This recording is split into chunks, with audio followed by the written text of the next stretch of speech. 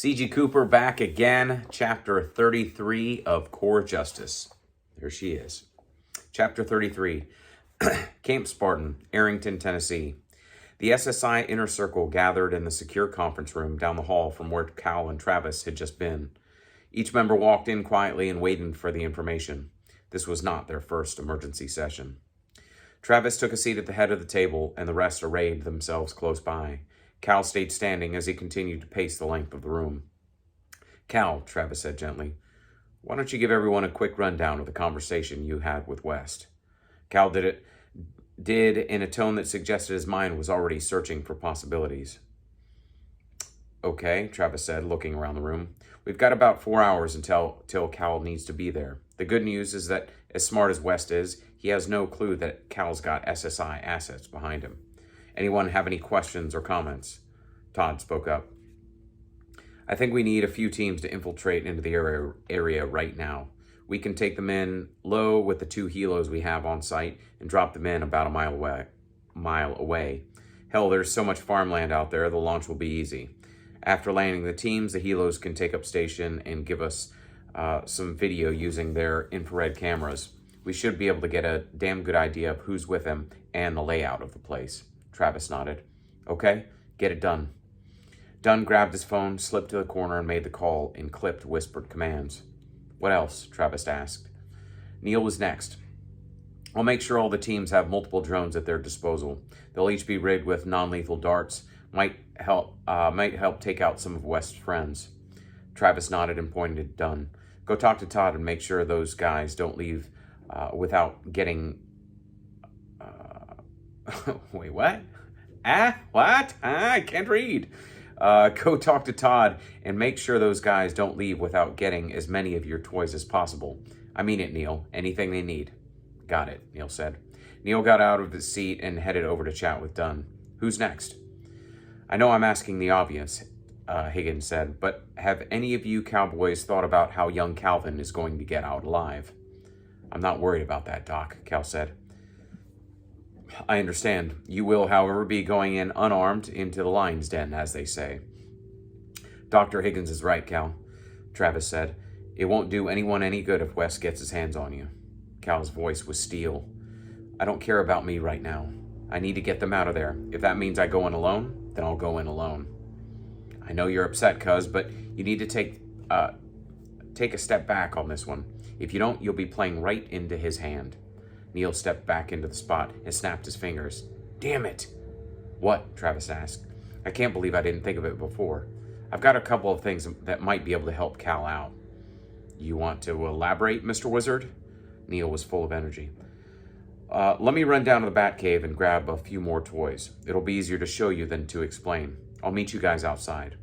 He ran out of the room with an excited, almost childlike grin on his face. Travis shook his head. "I don't know sometimes with him." "Okay, so who else has a brilliant idea? Marge, you got anything?" Haynes thought for a second before she answered. "Clearly you guys have the operational stuff taken care of. I'm just trying to think of the aftermath. Anyone give a thought to what we do with any bad guys you might capture, or worse, kill?" Cal answered immediately.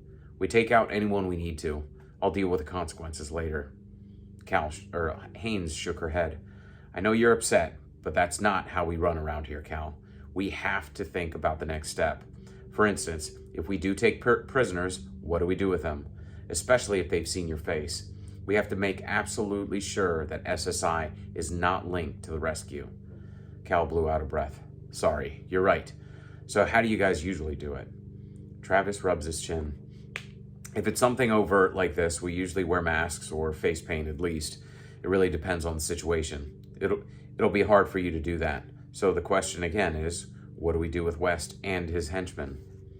"I know I'm the most amped up about this," Cal said, "but what if, worst case, we just kill them all? I'm not a murderer or anything, but these guys asked for it, right?" "True," Travis said, "but then you still have to think about the fallout. Disposing the bodies is no big deal. Jess's parents are another problem.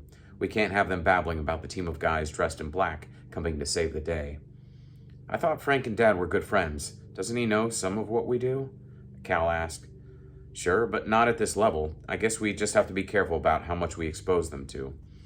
I agree, Haynes said. The less they know, the better.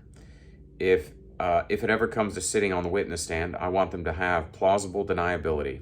Apparently, I really liked using plausible deniability in this book. They need to be able to say they didn't see anything and don't know anything. Todd looked up from his phone and called across the room. Hey, Trav, we've got the 2 helos warming up and we've got 2 6-man teams getting ready. I've got them suiting up in black with suppressed weapons and non-lethals. Along with night vision and Neil's toys, they should be good. Anything else? Nope, that sounds perfect, Travis said. Tell them we'll meet them on the helos in 10 minutes. Dunn nodded and continued to relay his orders through his cell. All right, Travis continued. Let's all go grab whatever gear we'll need and meet back up outside. Everyone left the room, knowing it was going to be a long night. All right, so here we go. Into the fray. Going to get... Cal is going straight in to see Dante, and who knows what's going to happen next. But yeah, I just, it's funny. I've mentioned this a few times, and I hope it's been okay with you guys that as I'm reading something pops up, and I'm like, why in the world did I use that word? Or, why was I so verbose? Or why couldn't I cut it down a little bit? I guess you live and learn. So let's move on to the next chapter.